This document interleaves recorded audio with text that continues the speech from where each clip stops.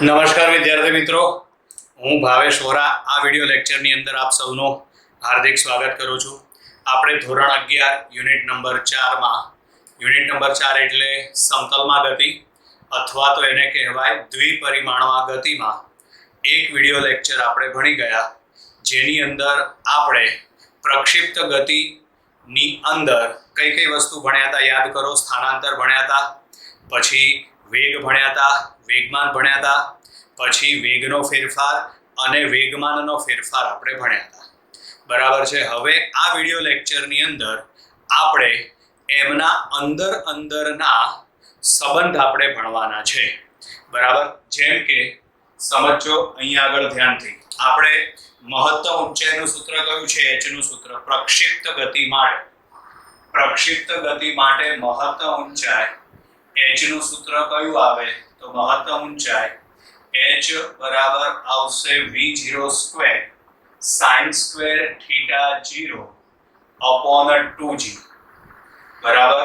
તો અહીંયા આગળ મહત્તમ ઊંચાઈ h બરાબર v0 square sin square theta 0 upon 2g અને અવધિ r બરાબર, તો અવધિ r બરાબર v0 square sin 2 theta 0 upon g.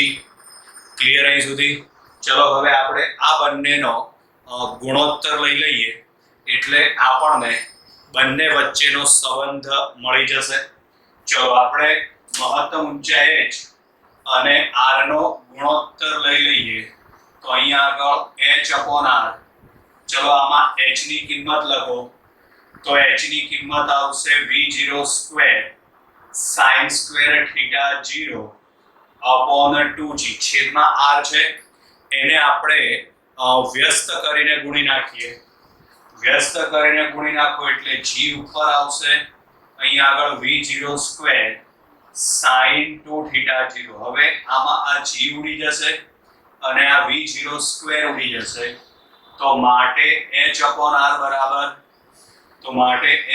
r બરાબર ઉપર બાકી વધે sin સ્ક્વેર થીટા 0 બરાબર અને છેદમાં આવશે 2 sin 2 થીટા 0 બરાબર. તો અહીંયા આગળ આવશે sin સ્ક્વેર થીટા 0 છેદમાં આવશે 2. ચલો sin 2 થીટા 0 એટલે તો sin 2 થીટા 0 એટલે અહીંયા આગળ લખાશે 2 sin થીટા 0 cos થીટા 0. ચલો આમાં sin ઉડી જાય, 2 ગુણ્યા 2 એટલે 4 થશે, sin upon cos એટલે tan થશે. તો માટે અહીંયા આગળ h upon r બરાબર tan થીટા 0 છેદમાં 4 આવશે. 4 ને તમે સામે ગુણી નાખો, 4 ને જો સામે ગુણી નાખવામાં આવે તો tan થીટા 0 બરાબર 4h upon r બરાબર. આ સૂત્ર છે ને યાદ રાખવાનું છે આપણે. બરાબર. આની અંદર ઘણી વખત એવું પૂછાય છે કે જો h અને r બંને સમાન હોય, h અને r એટલે પ્રક્ષિપ્ત પદાર્થે પ્રાપ્ત કરેલી મહત્તમ ઊંચાઈ અને અવધિ, આ બંનેના મૂલ્યો એક સમાન હોય તો નીચેનામાંથી કયો સંબંધ સાચો છે? તો h બરાબર r થાય તો આ બંને ઉડી જાય તો tan થીટા 0 બરાબર 4 આવે. પછી અડધી કિંમત પણ આપેલી હોય આપણને. બરાબર છે. મહત્તમ ઊંચાઈ એ અવધિ કરતા અડધી છે. મહત્તમ ઊંચાઈ અવધિ કરતા અડધી છે, તો એ પ્રમાણે તમે અહીં કિંમત મૂકીને tan થીટા 0 મેળવી શકો છો. ક્લિયર અહીં સુધી? ચલો એટલે આ એક સંબંધ આપણને મળી ગયો, આ એક સૂત્ર આપણને અહીં મળી ગયું. બરાબર છે. પછી ઘણી વખત આવો MCQ પણ પરીક્ષાની અંદર આવે છે. તમે સોલ્વ કરશો એટલે કોઈક ને કોઈક જગ્યાએ કોઈ બુકની અંદર, રેફરન્સ બુકની અંદર આ MCQ તમને 100% જોવા મળશે. બરાબર. એમાં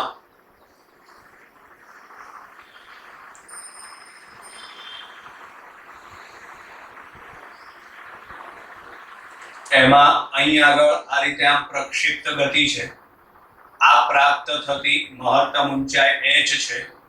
બરાબર. અહીંથી આગળ આ અવધિ r થશે. તો અહીંથી આ ગણો તો અડધી એટલે r/2 થશે બરાબર. અહીં આગળ આખો ખૂણો કેટલો આવશે આ તો આપણે ગણતરીમાં θ0 લઈએ છીએ. હવે આપણે એને અહીંથી આ બિંદુએથી સામેની બાજુએ આમ જોડી દો બરાબર છે. જોડી દો એટલે આ જે ખૂણો છે ને એ આપણને મળે છે ફાઈ માપનો. કેટલા માપનો ખૂણો મળે છે? ફાઈ. તો ચલો આકૃતિ ઉપરથી બોલો tan phi બરાબર શું આવે? તો આકૃતિ ઉપરથી tan phi બરાબર સામેની બાજુ એટલે h ભાગ્યા પાસેની બાજુ એટલે કે r/2. છેદનો છેદ ક્યાં જશે? અંશમાં. એટલે અહીં આગળ 2h/r આવશે. શું આવશે? 2h/r. અહીં આગળ આપણે લખેલું છે tan θ0 બરાબર 4h/r. અહીં આગળ છે 2h/r બરાબર. તો માટે આપણે બંનેનો ગુણોત્તર લઈ લઈએ. આ બંનેનો આપણે ગુણોત્તર લઈ લઈએ. તો માટે અહીં આગળ tan phi છેદમાં tan θ0. ચલો tan phi બરાબર આમાં આવશે 2h/r અને tan θ0 આને તમે વ્યસ્ત કરીને ગુણી નાખો. વ્યસ્ત કરીને ગુણો એટલે r છેદમાં આવશે 4h. ચલો આમાં h ઉડી જાય, r ઉડી જાય. આ 2 અને 4 એટલે અહીં 2 બાકી વધે. tan θ0 ને તમે સામેની બાજુએ લઈ જાઓ તો માટે tan phi બરાબર 1/2 tan θ0. tan phi બરાબર 1/2 tan θ0 બરાબર છે. આ પણ એમની વચ્ચેનો સંબંધ આપણને મળી ગયો બરાબર છે. ત્યાર પછી આગળ છે મહત્તમ ઊંચાઈ અને ઉડ્ડયનનો કુલ સમય વચ્ચેનો સંબંધ. એમાંથી આપણને ટકાવારી વાળા દાખલા પરીક્ષામાં પૂછાતા હોય છે બરાબર છે. કોની વચ્ચેનો સંબંધ મેળવવાનો છે આપણે? મહત્તમ ઊંચાઈ અને ઉડ્ડયનનો કુલ સમય, આ બંને વચ્ચેનો સંબંધ. તો મહત્તમ ઊંચાઈનું સૂત્ર h બરાબર v0² sin² θ0/2g અને ઉડ્ડયન સમય એટલે કે tf બરાબર 2v0 sin θ0/g. હવે આ બંને વચ્ચેનો સંબંધ આપણે મેળવવો હોય તો અહીં જુઓ, આમાં v0² છે, અહીં sin² θ0 છે. તો આમાં એ સેટ કરવા માટે બંને બાજુ તમે વર્ગ કરી નાખો. વર્ગ કરી નાખો એટલે tf નો વર્ગ બરાબર 2 નો વર્ગ 4 આવશે. v0² sin² θ0 અપોન શું આવશે? g² બરાબર છે. ચલો તમે આ બંનેનો ગુણોત્તર લઈ લો. એટલે h/tf. ચલો h ના બદલે v0² sin² θ0 અપોન શું આવશે? 2g. tf છેદમાં છે, tf નો વર્ગ છેદમાં છે, એને તમે વ્યસ્ત કરીને ગુણી નાખો. વ્યસ્ત કરીને ગુણો એટલે ઉપરની બાજુએ g² આવશે છેદમાં 4 v0² sin² θ0 આવશે. આની અંદર આ v0² sin² θ0 ઉડી જશે. આ g² અને આ g એક વખત ઉડે એટલે એક વખત g બાકી વધે. છેદમાં 2 અને 4 ગુણાકાર એટલે 8 થશે. tf નો વર્ગ તમે સામેની બાજુએ લઈ જાઓ તો માટે h બરાબર g/8 ઇન્ટુ tf નો વર્ગ આવે. તો માટે અહીં લખાય h ચલે છે tf નો વર્ગ બરાબર. એટલે મહત્તમ ઊંચાઈ h છે એ ઉડ્ડયનના કુલ સમયના વર્ગના સમપ્રમાણમાં, tf ના વર્ગના સમપ્રમાણમાં હોય છે બરાબર. એટલે આવા પ્રકારનો સંબંધ આપણે આગળ ભણી ગયા છીએ. યાદ કરો તો આ સંબંધ હતો સ્ટોપિંગ ડિસ્ટન્સની અંદર. સ્ટોપિંગ ડિસ્ટન્સનું સૂત્ર શું છે? અહીં સાઈડમાં લખું છું. તો એનું સૂત્ર છે d બરાબર v0² અપોન 2a.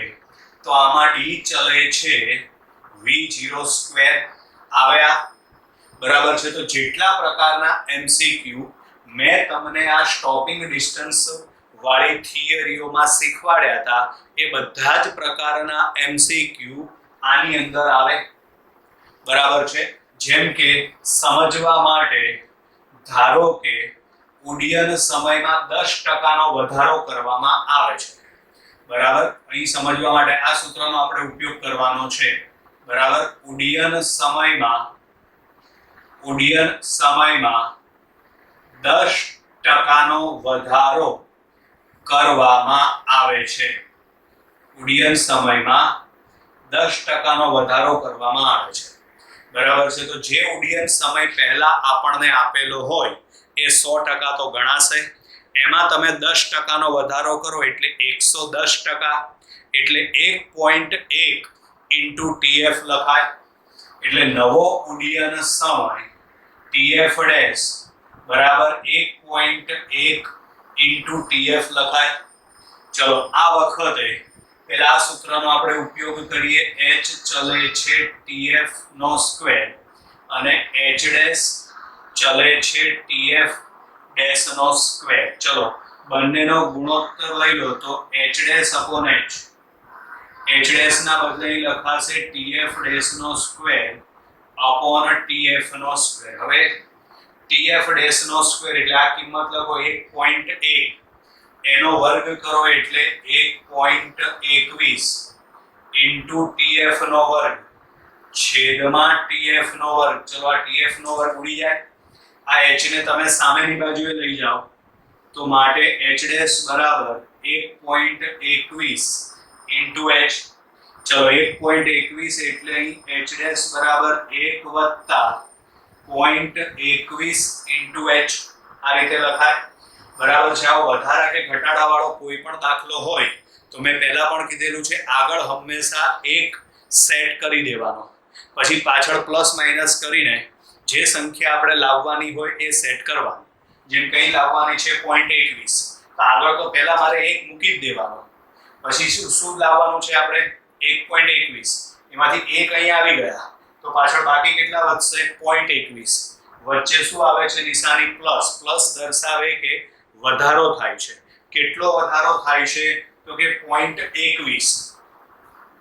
0.21 એટલે એનો મતલબ 21% નો વધારો થાય, બરાબર. એટલે આના ઉપરથી કહી શકાય કે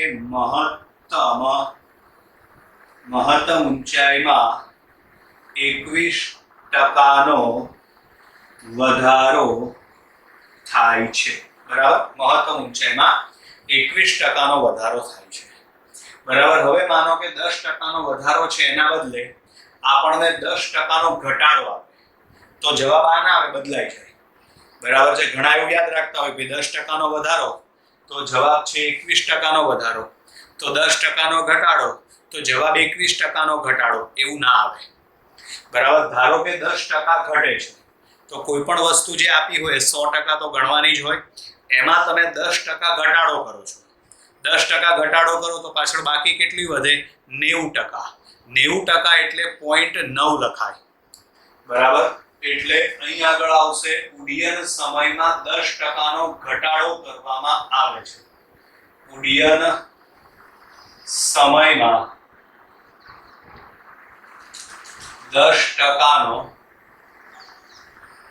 ઘટાડો કરવામાં આવે છે, બરાબર છે. ચલો તો 10% ઘટાડો કરો તો નવો ઉડ્ડયન સમય કેટલો થશે 90%, એટલે કે 0.9 લખાય. એટલે અહીંયા આગળ આવશે TF ડેશ બરાબર 0.9 ઇન્ટુ TF આવું લખાય. ચલો હવે આની જેમ આપણે સાદું રૂપ આપીએ તો અહીં 1.1 હતો એનો આપણે વર્ગ કર્યો તો 1.21 આવ્યો. તો અહીં આગળ એવી જ રીતે 0.9 નો વર્ગ કરો તો 0.9 નો વર્ગ કરો તો 0.81 આવશે. 9 નો વર્ગ 81 થશે.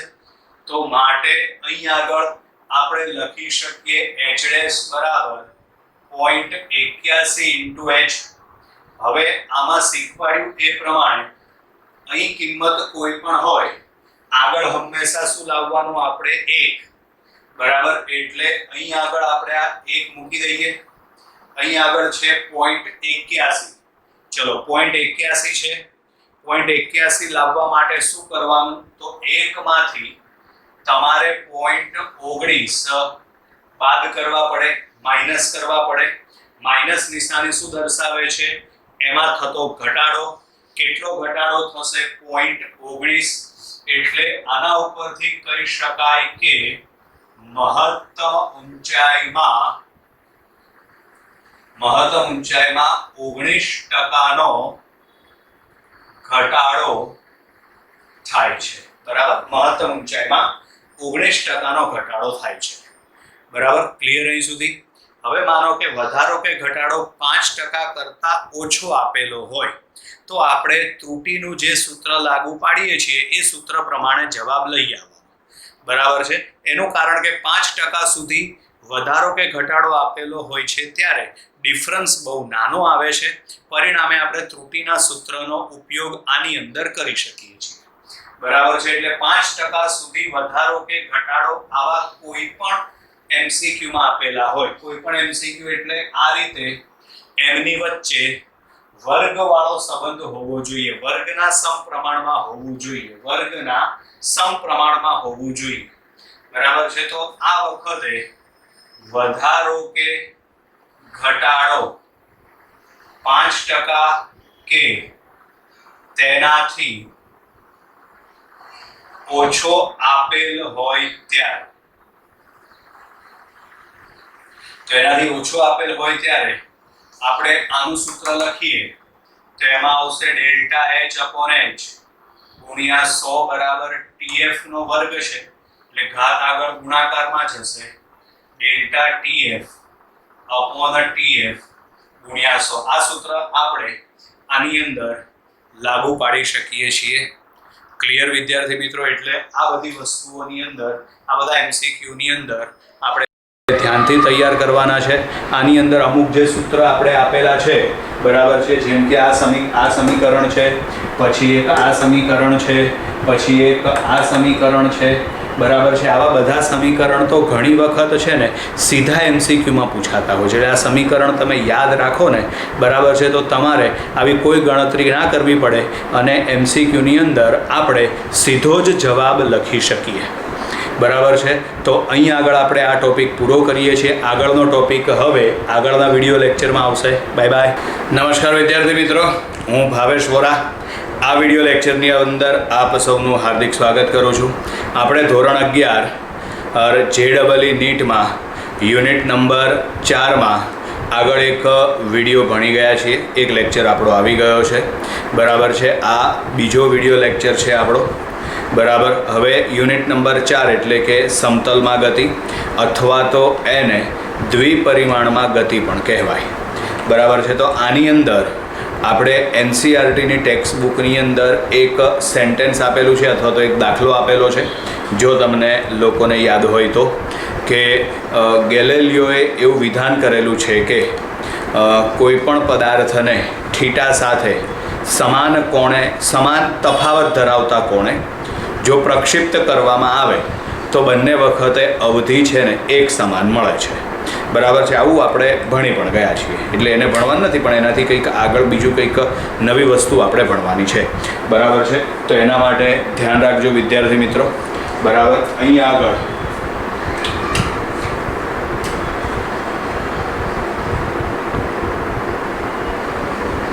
આગળ સમજો.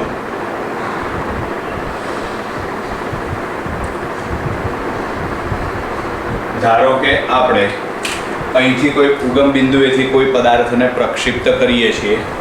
બરાબર છે? અને આ બંને વખતે એની અવધિ છે ને એ એક સમાન મળે છે. આ રીતે આ બરાબર, બંને વખતે અવધિ આપણને એક સમાન મળી. બરાબર, એમાં ધારો કે આ નીચેનો જે આ ખૂણો છે આ છે પ્રક્ષિપ્ત કોણ θ1 અને ઉપરનો આ ખૂણો છે θ2. બંને વખતે તમને અવધિ છે ને એક સમાન મળે. બરાબર છે. તો ગેલેલિયોનું જે પુસ્તક છે ને એમાં એણે જે વિધાન કરેલું છે એ પ્રમાણે આપણે વિચારીએ ને તો બંને ખૂણાનો સરવાળો કેટલો થાય, બંને પ્રક્ષિપ્ત કોણનો સરવાળો કેટલો થશે, 90 ડિગ્રી. એટલે આ વસ્તુ યાદ રાખવાની કે ગમે ત્યારે ગમે તે કિસ્સાની અંદર જો બે પ્રક્ષિપ્ત કોણનો સરવાળો 90 ડિગ્રી થતો હોય, બંનેનો સરવાળો 90 ડિગ્રી થતો હોય તો બંને વખતે અવધિ એક સમાન મળે. બરાબર. એટલે સમજો ધારો કે એક ખૂણો 25 ડિગ્રીનો છે તો બીજો ખૂણો કેટલો મળવો જોઈએ, તો બીજો ખૂણો આપણને 65 ડિગ્રીનો મળવો જોઈએ. 25 + 65 બરાબર 90 ડિગ્રી થાય. બે ખૂણાનો સરવાળો 90 ડિગ્રી થવો જોઈએ. આ કિસ્સાની અંદર બંને વખતે મળતી અવધિ એક સમાન હોય છે. બરાબર. યાદ શું રાખવાનું છે, બંને પ્રક્ષિપ્ત કોણનો સરવાળો 90 ડિગ્રી થવો જોઈએ. બરાબર. એટલે અહીં આગળ છે ને આ બંનેનો તમે સરવાળો કરો ને એટલે θ1 + θ2 બરાબર 90 ડિગ્રી થશે. આ વખતે અવધિ એક સમાન મળશે. હવે ધ્યાન રાખજો, અવધિ એક સમાન મળે છે વાત સાચી, પણ આ બંને વખતે ઉડ્ડયન સમય તો અલગ અલગ આવશે. ચોખ્ખી જ વાત છે, બંને માટે ઉડ્ડયન સમય અલગ અલગ આવશે. આ ઉપરાંત બંને વખતે પ્રાપ્ત થતી મહત્તમ ઊંચાઈ પણ અલગ અલગ આવશે. બરાબર. આકૃતિમાં દેખાય જ છે.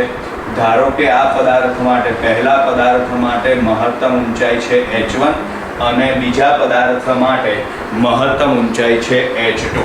બરાબર. એટલે આ વખતે ઉડ્ડયન સમય અનુક્રમે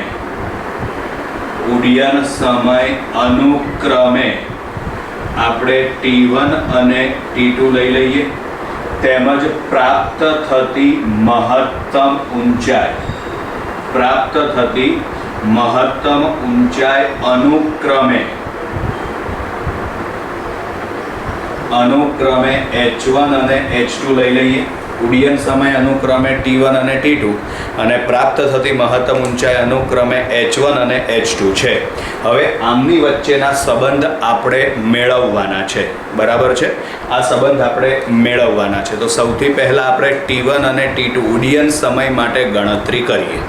બરાબર. તો ચલો પહેલા વખતે તો અહીં આગળ T1 સમય, ઉડ્ડયન સમય T1 બરાબર શું લખાશે, 2v0 sin θ1. પહેલા માટે ખૂણો છે θ1 અને છેદમાં આવશે g. ચલો એવી જ રીતે બીજા માટે, તો બીજા પદાર્થ માટે T2 બરાબર 2v0 sin θ2 upon g. પણ અહીં આગળ જુઓ તો θ2 બરાબર શું લખાય, તો θ2 બરાબર 90 - θ1 લખાય. ચલો આ કિંમત તમે અહીં મૂકી દો તો અહીં આગળ આવશે 2v0 sin θ2 ના બદલે, તો θ2 ના બદલે 90 - θ1 છેદમાં આવશે ગુરુત્વ પ્રવેગ g. ચલો હવે આનું સાદુરૂપ આપી દો. તો સાદુરૂપ આપવા માટે T2 બરાબર અહીં આગળ આવશે 2v0 છેદમાં શું આવશે g.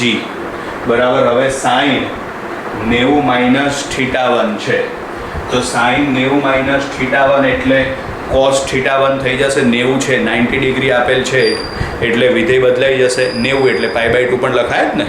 બરાબર. એટલે વિધેય બદલાઈ જાય એટલે sin નું શું થઈ જશે, cos. એટલે અહીં આગળ આવશે આ cos θ1. આ સમીકરણ નંબર 2 અને આ સમીકરણ નંબર 1. આ બે વસ્તુ આપણે ધ્યાનમાં લેવાની છે. હવે આપણે આ બંનેનો પહેલા ગુણાકાર કરી નાખીએ. બરાબર છે. ચલો પહેલા આપણે આ બંનેનો ગુણાકાર કરી નાખીએ. ગુણાકાર કરો એટલે T1 × T2. ચલો T1 × T2 કિંમત લખો તો T1 બરાબર 2v0 sin θ1 upon g અને T2 ના બદલે 2v0 cos θ1 upon g. તો માટે T1 × T2 બરાબર ઉપર v0 એટલે v0² થશે.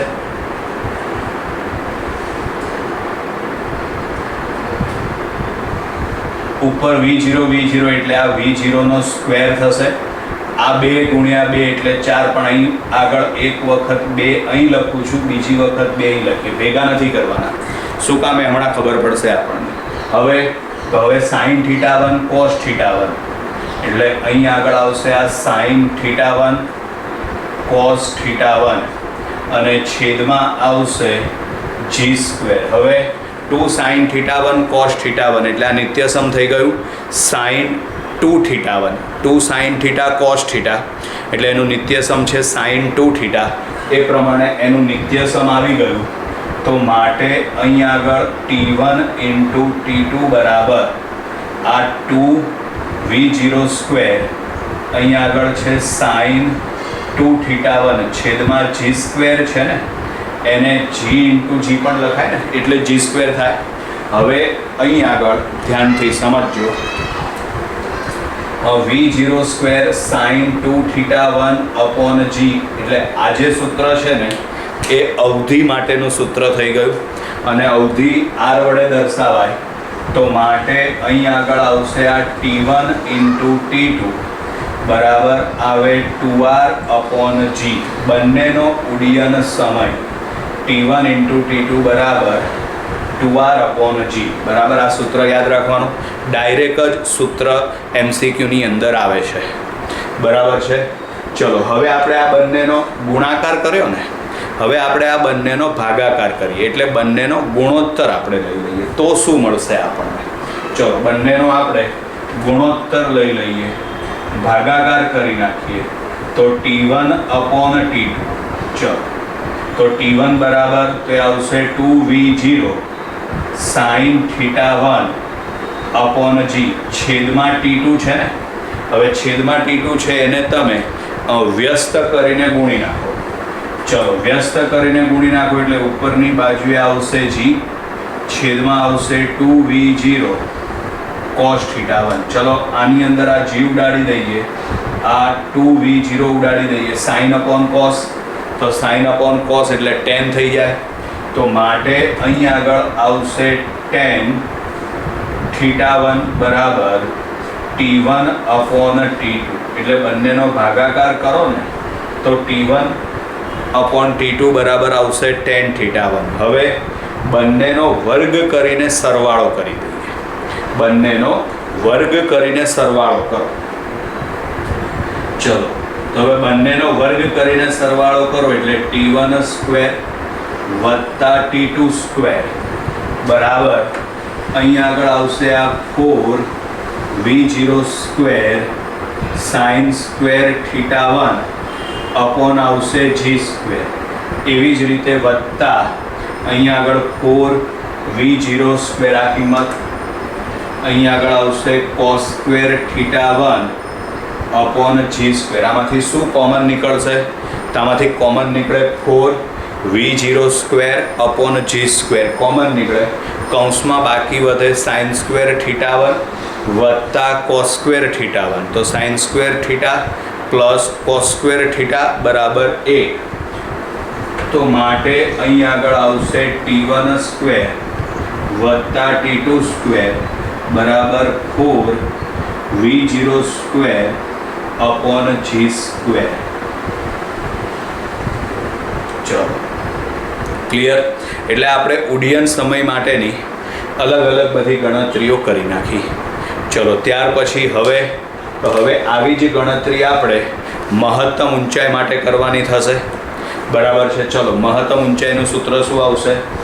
તો મહત્તમ ઊંચાઈનું સૂત્ર પહેલા માટે બરાબર મહત્તમ ઊંચાઈ, આ આપણે જે ગણતરી કરીને એ ઉડ્ડયન સમય માટેની કરી. હવે આપણે મહત્તમ ઊંચાઈ માટે ગણતરી કરવાની છે. મહત્તમ ઊંચાઈ h1 બરાબર શું આવશે? તો h1 બરાબર v02 અહીં આગળ આવશે sin² θ1 આવશે 2g. ચલો એવી જ રીતે h2 બરાબર v02 sin² θ2 2g. પણ આ વખતે બંને વખતે અવધિ સમાન છે, પરિણામે બંને ખૂણાનો સરવાળો 90 ડિગ્રી થશે. તો θ2 બરાબર શું લખાય? તો θ2 બરાબર 90 માઇનસ θ1 લખાય. તો અહીં આગળ તમે 90 માઇનસ θ1 મૂકી દો તો માટે h2 બરાબર અહીં આગળ આવશે આ v0 સ્ક્વેર સાઇન સ્ક્વેર θ2 ના બદલે 90 માઇનસ θ1 છેદમાં આવશે 2g. તો માટે h2 બરાબર આવશે v0 square cos square θ1 upon શું આવશે 2g. બરાબર છે. ચલો હવે આપણે આમાં બંનેનો સીધો સરવાળો જ કરી નાખીએ. બરાબર છે. બંનેનો સીધો સરવાળો આપણે કરી નાખીએ. બરાબર. તો શું થશે? તો અહીં આગળ આપણે બંનેનો સરવાળો કરીએ. ચલો સરવાળો કરો એટલે h1 પ્લસ h2. h1 બરાબર તો h1 બરાબર આવશે v0 સ્ક્વેર અહીં આગળ આવશે sine square θ1 upon 2g plus v0 square પછી અહીં આગળ આવશે હવે cos સ્ક્વેર θ1 અપોન 2g. તો આમાંથી v0 square upon 2g common નીકળી જાય. પાછળ બાકી વધે sine square plus cos square. તો sine square plus cos square બરાબર 1 થઈ જાય. તો માટે અહીં આગળ બંને મહત્તમ ઊંચાઈ એટલે h1 પ્લસ h2 બરાબર v0 square upon 2g. h1 plus h2 બરાબર v0 સ્ક્વેર અપોન 2g. બરાબર છે. ચલો બંનેનો આપણે ગુણોત્તર લઈ લઈએ. બંનેનો ભાગાકાર કરી નાખીએ આપણે. ચલો બંનેનો ગુણોત્તર લેતા ગુણોત્તર લો એટલે h1 અપોન h2 જેમાં h1ની કિંમત તો h1ની કિંમત છે v0 square sign square θ1 upon 2g છેદમાં h2 આવે. h2 ને તમે વ્યસ્ત કરીને ગુણી નાખો. વ્યસ્ત કરીને ગુણી નાખો એટલે 2g ઉપર આવશે છેદમાં v0 સ્ક્વેર cos સ્ક્વેર θ1. ચલો આમાં 2g ઉડાડી દો. આ v0 સ્ક્વેર ઉડાડી દો. Sine square upon cos square. તો sine square upon cos square એટલે tan સ્ક્વેર થઈ જાય. તો માટે અહીં આગળ h1 અપોન h2 બરાબર ચલો h1 અપોન h2 બરાબર અહીં આગળ ઉપર બાકી વધે સાઇન સ્ક્વેર θ1 છેદમાં બાકી વધે cos સ્ક્વેર θ1. ચલો sine square upon cos square 1 થઈ જાય.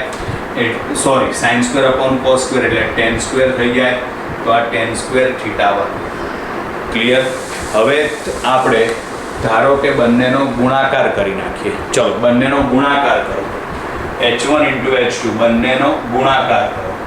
તો અહીંયા આગળ h1 ઇન્ટુ h2 બંનેનો ગુણાકાર કરો એટલે આ આવશે v0 square sign square θ1 upon 2g ગુણ્યા આ આવશે v0 square sine square θ2 upon શું આવશે 2g.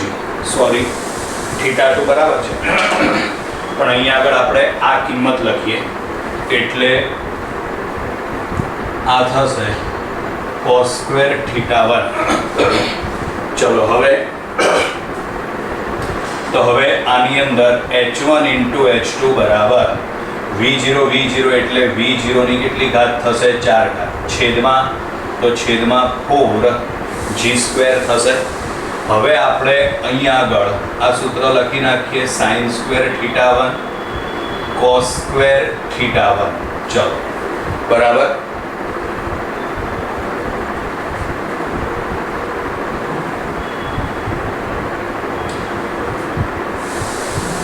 આપણે અહીંયા આગળ આ પદ લખી નાખીએ sine square θ1 cos square θ1. Clear. હવે આમાં આપણે સમીકરણ સેટ કરવું છે. આપણે આ સમીકરણ તો એમાં જુઓ તો અહીંયા આગળ આપણી પાસે આવું સમીકરણ છે સાઇન 2θ બરાબર 2 સાઇન θ cos θ. પણ અહીંયા આગળ છે ને બંનેનો વર્ગ છે એટલે આમાં વર્ગ કરો તો શું આવે? તો વર્ગ કરો તો સાઇન સ્ક્વેર 2θ.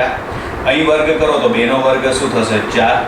અહીં આગળ આવશે સાઇન સ્ક્વેર θ cos સ્ક્વેર θ. આ નિત્ય સમીકરણ બની જાય. બરાબર છે. તો એના માટે અહીં 4 લાવવા પડે ગમે તેમ કરીને.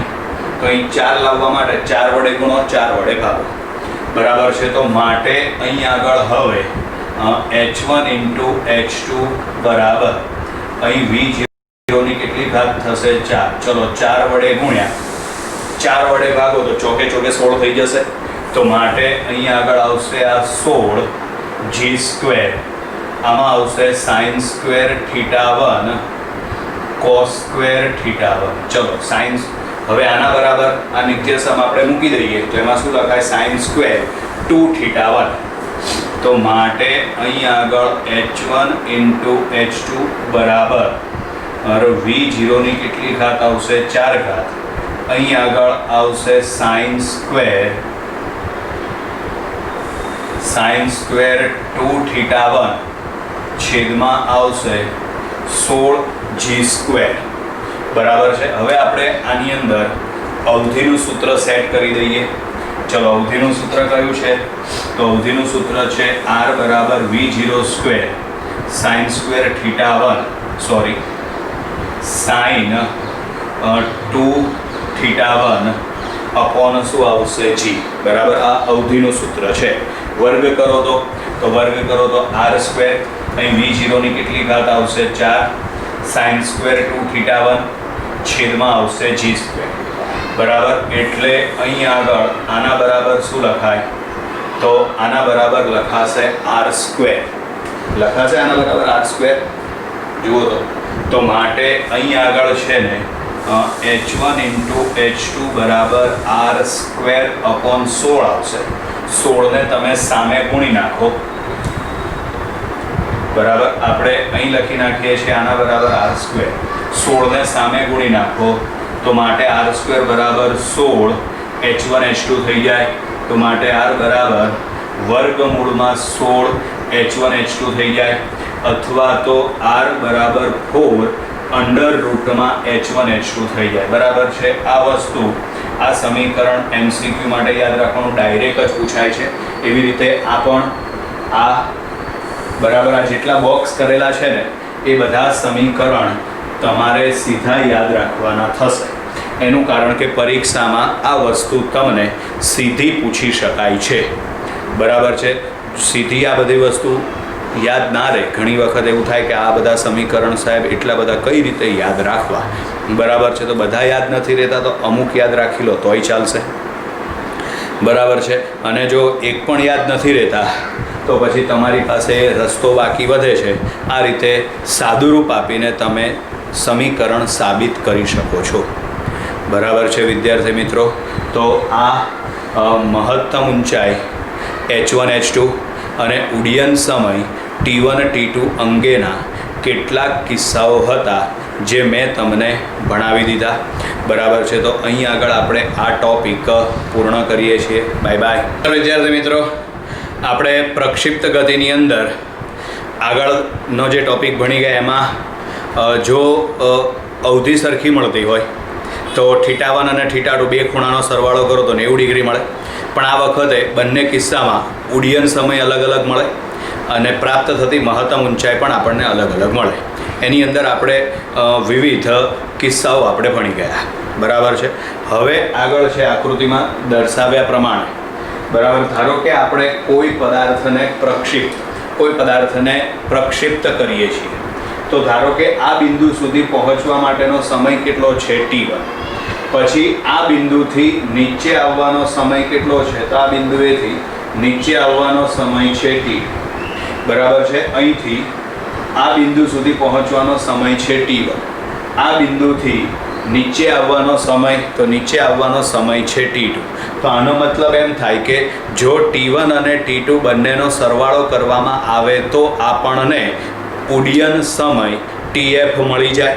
કારણ કે tf એટલે ઉડ્ડયન સમય એટલે કે પદાર્થને જમીન પર પાછો આવવા માટે લાગતો સમય, બરાબર છે. એટલે અહીં આગળ જો આપણે t1 વત્તા t2 નો સરવાળો કરીએ તો આપણને આ tf એટલે ઉડ્ડયન સમય મળશે. હવે ચલો tf નું આપણે સૂત્ર લખીએ તો અહીં આગળ t1 પ્લસ t2 બરાબર tf નું સૂત્ર શું આવશે? 2v0 sin θ0 અપોન g આવશે, હવે આમાં 2 અને g સામે ગુણી નાખો તો માટે v0 sin થીટા 0 બરાબર g ને સામે ગુણી નાખો એટલે આમાં આવશે t1 plus t2 into g અને આ બેને તમે છેદમાં લઈ જાઓ બરાબર છે. અને આપણે સમીકરણ નંબર 1 આપી દઈએ.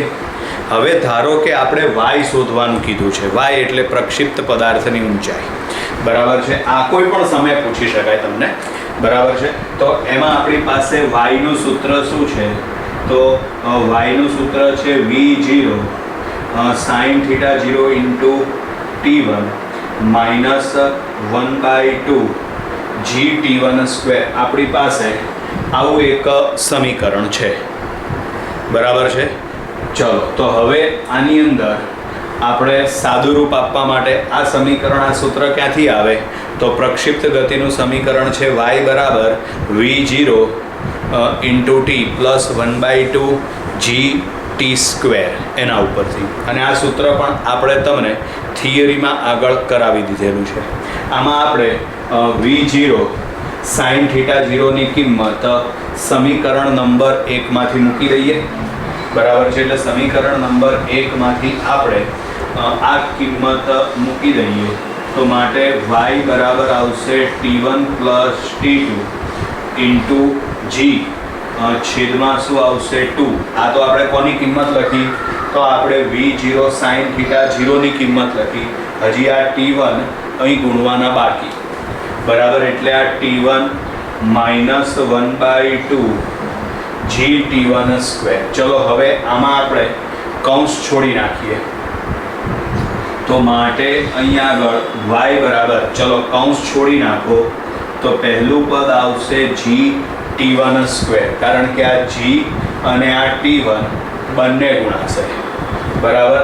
એવી જ રીતે હવે g t1 છે ને અહીં ગુણી નાખો એટલે પ્લસ આ આવશે g t1 t2 છેદમાં 2 આવશે. બંનેના છેદમાં 2 તમે અલગ અલગ મૂકી દો માઇનસ 1/2 g t1 સ્ક્વેર. ચલો તો આ g t1 square g t1 square ઉડી જાય બરાબર છે. તો માટે y બરાબર જવાબ શું આવશે? તો માટે y બરાબર આવશે 1/2 g t1 into t2. y બરાબર 1/2 g t1 ઇન્ટુ t2 બરાબર છે. એટલે આ કોઈ પણ સમયે ઊંચાઈ આપણે શોધી શકીએ આ સમીકરણ પરથી બરાબર. ચલો હવે આગળ ઉર્જા માટેની ગણતરીઓ આવે છે બરાબર છે. તો એના માટે યાદ રાખજો, ધ્યાનથી સમજજો બરાબર. અહીં આગળ આપણે ઉર્જા માટેની ગણતરી કરવાની છે બરાબર છે. તો એમાં ધારો કે પદાર્થને v0 જેટલા વેગથી અને થીટા 0 જેટલા ખૂણે પ્રક્ષિપ્ત કરીએ છીએ તો આ વખતે પ્રારંભિક અવસ્થામાં એની ઉર્જા ગતિ ઉર્જા કેટલી આવશે અને સ્થિતિ ઉર્જા કેટલી આવશે બરાબર છે. તો અહીં આગળ આપણે ચલો પ્રારંભિક અવસ્થામાં તો પ્રારંભિક અવસ્થામાં ગતિ ઉર્જા તો ગતિ ઉર્જા k0 બરાબર 1/2 m v0 સ્ક્વેર. હવે પ્રારંભિક અવસ્થામાં સ્થિતિ ઉર્જા તો સ્થિતિ ઉર્જા u0 બરાબર સ્થિતિ ઉર્જાનું સૂત્ર આવશે mgh. m એટલે દળ, g એટલે ગુરુત્વ પ્રવેગ અને h એટલે પ્રાપ્ત કરેલી ઊંચાઈ. પણ પ્રારંભમાં પ્રક્ષિપ્ત પદાર્થની ઊંચાઈ કેટલી આવશે? 0 બરાબર. આ કિસ્સા માટે પ્રક્ષિપ્ત પદાર્થની ઊંચાઈ કેટલી આવશે? 0.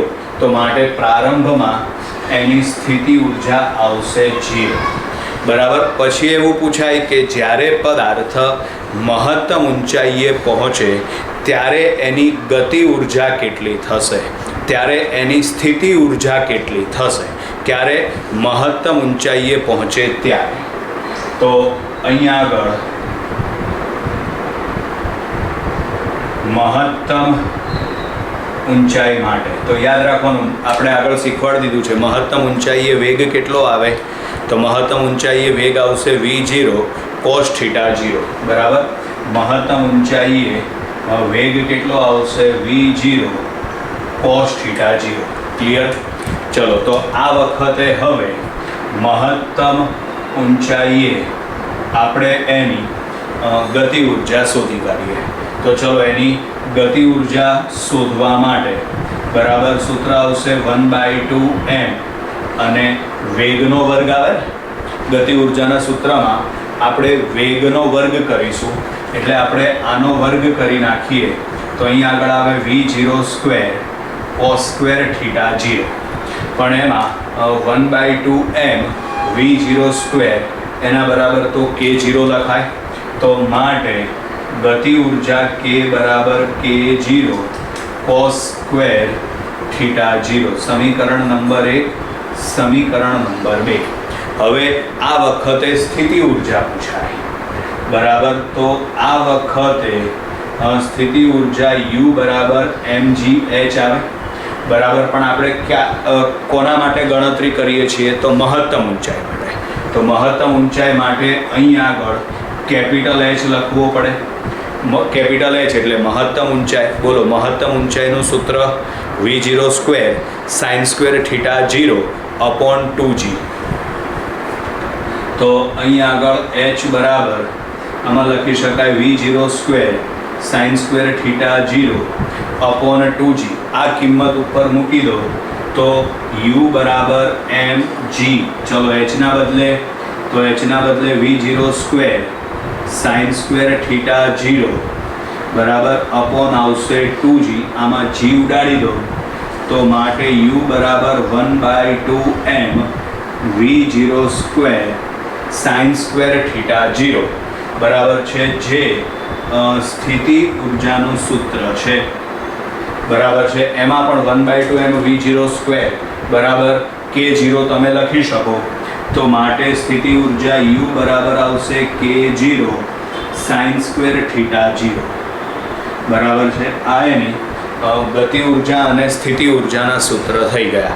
આમાં મોસ્ટ ઓફ તમને 3 અલગ અલગ ખૂણા માટે ગણતરી પૂછાય છે પરીક્ષામાં બરાબર. કયા કયા 3 ખૂણા આવશે તો કે 30, 45 અને 60 બરાબર છે. કોઈ પણ એક માટેની ગણતરી હું કરી નાખું છું, બાકીની બેની ગણતરી તમારે જાતે કરવાની બરાબર છે. કારણ કે ખૂણા જ બદલવાના છે અને એનું જ એ જ પ્રમાણે સાદું રૂપ આપવાનું છે. બાકી સિમ્પલ જ છે બરાબર. ચલો માનો કે આપણને 30ના ખૂણા માટે પૂછાય. ધારો કે પ્રક્ષિપ્ત કોણ θ0 બરાબર 30 ડિગ્રી છે અને એવું કીધું છે કે મહત્તમ ઊંચાઈએ એની ગતિ ઉર્જા પ્રારંભિક ગતિ ઉર્જાની કેટલા ગણી થશે. તો એ ગણતરી કરવા માટે આપણે ડાયરેક્ટ આ સૂત્રનો જ ઉપયોગ કરવાનો. k બરાબર શું આવશે k0 cos² θ0. ચલો આમાં કિંમત મૂકી દો તો k0 cos² θ0 બરાબર 30 લખીએ. બોલો cos 30 ની કિંમત શું આવશે √3/2 આવે પણ એનો વર્ગ છે તો આવશે 3/4. તો માટે અહીં આગળ k બરાબર k0 અહીં આગળ 3/4 બરાબર એટલે 3k0/4.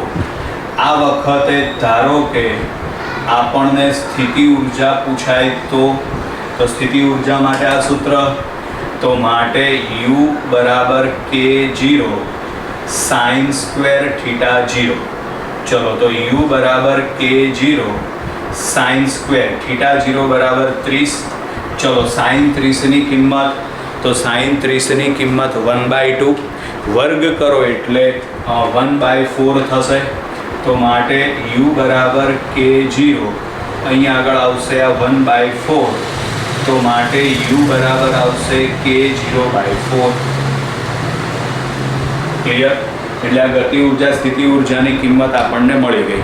કયા ખૂણા માટે મળી તો કે 30 ડિગ્રીના ખૂણા માટે. આવી જ ગણતરી તમે લોકો 45 અને 60ના ખૂણા માટે કરી શકો છો બરાબર છે. આના સિવાય કોઈ ખૂણા બીજા પરીક્ષામાં પૂછાતા નથી આ ઉર્જા માટેનીમાં બરાબર. કારણ કે એની જ કિંમત આપણે ડાયરેક્ટ મેળવી શકીશું. બાકી કોઈ અટપટા ખૂણા હશે તો એની કિંમત આપણે મેળવી શકીશું નહીં. અને હા, જો પરીક્ષકને પૂછવું જ હોય પરીક્ષામાં ફાઇનલી તો શું કરવું પડે તો એની અંદર તમને પર્ટિક્યુલર કોઈ ખૂણાની કિંમત આપી દીધી હોય તો એના ઉપરથી પણ તમે લોકો જવાબ મેળવી શકો છો. ક્લિયર વિદ્યાર્થી મિત્રો? તો અહીં આગળ આપણે આ પ્રક્ષિપ્ત ગતિનો જે આ ટોપિક અત્યારે જે ભણવાનો છે એ પૂરો થયો. પ્રક્ષિપ્ત ગતિમાં છે ને 3 પ્રકારની પ્રક્ષિપ્ત ગતિ છે. એમાંની પહેલી પ્રક્ષિપ્ત ગતિ હજી આપણે પૂરી કરી. 2 પ્રકારની પ્રક્ષિપ્ત ગતિ હજી આપણે બાકી છે. ક્લિયર વિદ્યાર્થી મિત્રો? તો અહીં આગળ આપણે આ વિડીયો લેક્ચર પૂરો કરીએ છીએ. Bye bye.